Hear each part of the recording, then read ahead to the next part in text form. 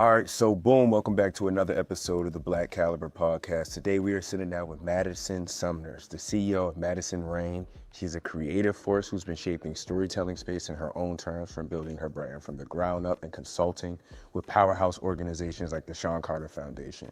So she's just kind of mastered the art of turning her vision into value. So just to start off, so how you feeling today? I'm feeling good, excited to be here. Right. Yes. Very. It's my first podcast. I feel like I'm usually on the other end because I'll be producing the podcast, but now I'm actually the subject. So yeah, but I'm happy. I'm happy to be here. She interviewed me earlier, so now we get to switch. Yeah, true. So let's just start with the story. So where did this start? Like, how did you even get started in the media space? Yeah, so honestly, I could take it back to, good? Yeah, it should be better. Okay, good, okay. Yeah, I would say it started probably middle school when I got into photography and my parents bought me a film camera and a DSLR camera. That's really where it started, and I took a photography class in high school, and that's where all the creative juices started flowing. And then I realized I wanted to go to fashion school. I was also into fashion because I grew up in a small town where a lot of people it was a very homogenous group of people. And so a way to express myself was through my fashion. And so I wound up going to the Fashion Institute of Design and Merchandising in California. So yeah, I took my talents to California.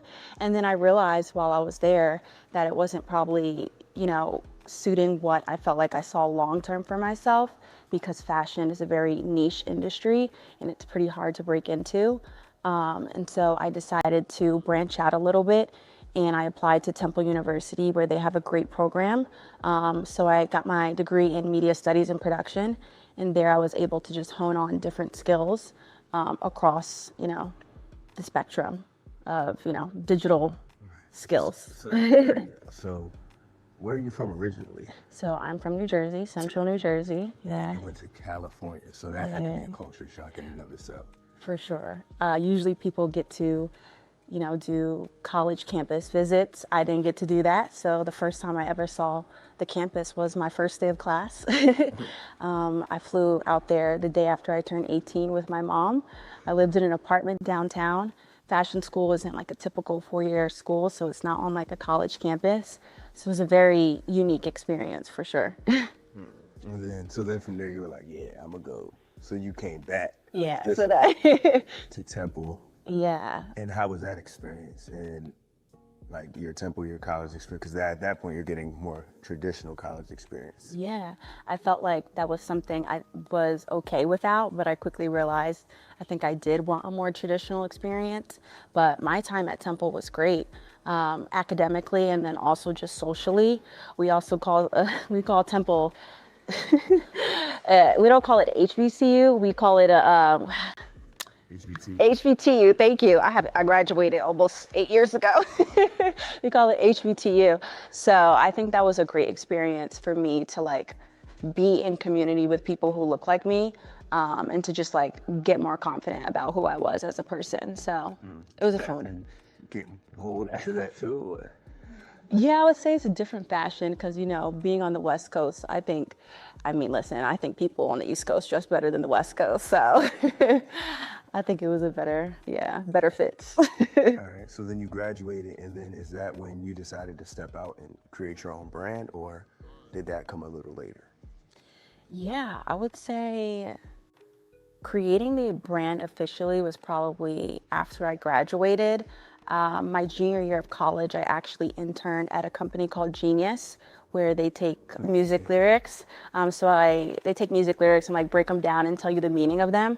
So I interned there, and my time there definitely shaped, where I wanted to take it entrepreneurially.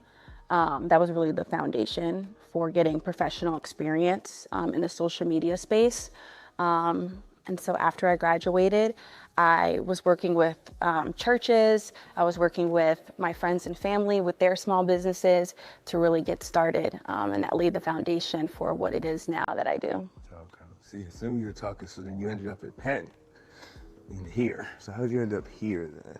Yeah, so I saw a role open up at a research pillar here that focused on taking the research that a lot of the professors are doing around equity in healthcare and equity in finance, and pushing that out to the masses and creating more accessible opportunities for people to learn about that research, and then also for corporate entities to learn about that research and implement it in their strategies and in their workplace.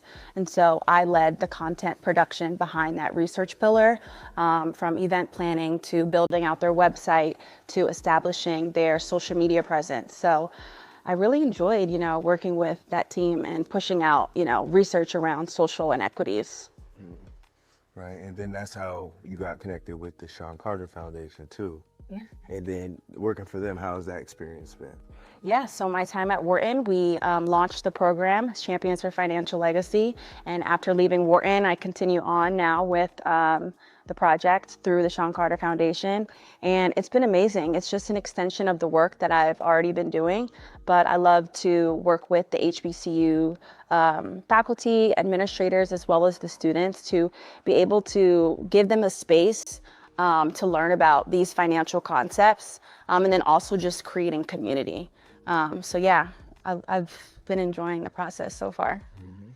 So when do you feel like you realize like you were kind of like you were a marketer at heart, it sounds like, because even what you're saying, you're doing social media and you're doing it. When did that even click and you decided, you know what, like, Yeah, that's my avenue? it's hard to say. I feel like even still, I pinch myself. I'm like, is this real? Is this actually how I support myself? And it is. Like, I'm very blessed. And I would say that a lot of people, especially us, we don't have sort of that representation or model of entrepreneurship. But although it's a different industry, I had an example through my mom. She is a mental health therapist, and she has her own practice. And so even though, like I said, it's a different industry, I think being able to see how she's done it and built a business for herself has allowed me to see like what's possible and see that it can be done. Okay, that's dope too. So you're second generation entrepreneur. Yeah. All right, and what are some of the hardships that you feel like as an entrepreneur you had to overcome and work through? Yeah, the idea that you belong in the space, for sure. Like, yeah, like you belong in a room, getting that confidence, number one. And then two, like all the logistical stuff of owning a business, taxes. When you own your own business, you have to pay taxes quarterly, keeping track of all of that stuff. And then obviously being your own advocate, and like showing people like, yeah, I did that. Keeping your website up to date, like that's something we had just talked about, and networking and making sure that people know the work that you do. So I would say those were some challenges, yeah. So one of the things I always like to do is, so what's one piece of art or culture that you feel like really encapsulates who you are, whether it be a song, whether it be a book, painting, anything like that? Yeah.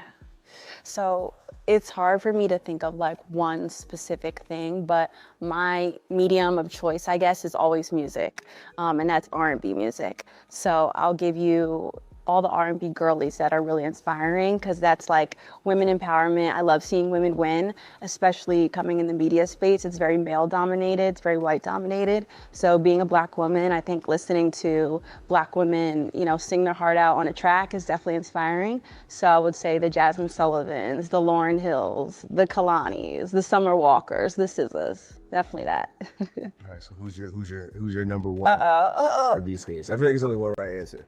Personally. Like all time or like right now?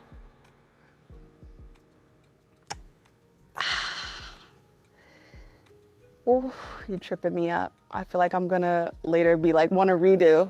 I feel like because I already said it, I gotta say Jasmine Sullivan. Also because we're in Philly and she's from Philly. Well, because I would place Lauryn Hill in more rap R&B category. Jasmine is pure R&B. Oh. And Lauryn only has one album. Jasmine, she got a... It's different. It is. And it is all the other singles, but it's fine. Nothing to take away from Lauryn. Yeah, icon. That's not a bad take, Jasmine Sullivan. Mm-hmm. All right, and with that, is there anything that you would want to tell anybody watching? Ooh. And maybe starting their own business there. Yeah, I would say it's okay to be scared. A lot of people want the anxiety to go away and want the fears to go away before they start something, but that's just not realistic. You're always going to have those anxieties and fears, and it's more about being able to push through those to get to the other side. So no matter if you're scared, just keep on pushing. Yeah, keep doing it. Okay. And with that, can I just get you to say this is the Black Caliber Podcast? Yeah. This is the Black Caliber Podcast. Thanks, that is fine. Sorry, thank you for coming, Laura. Yes, thank you. All right, you can relax now. You can do your deep breath.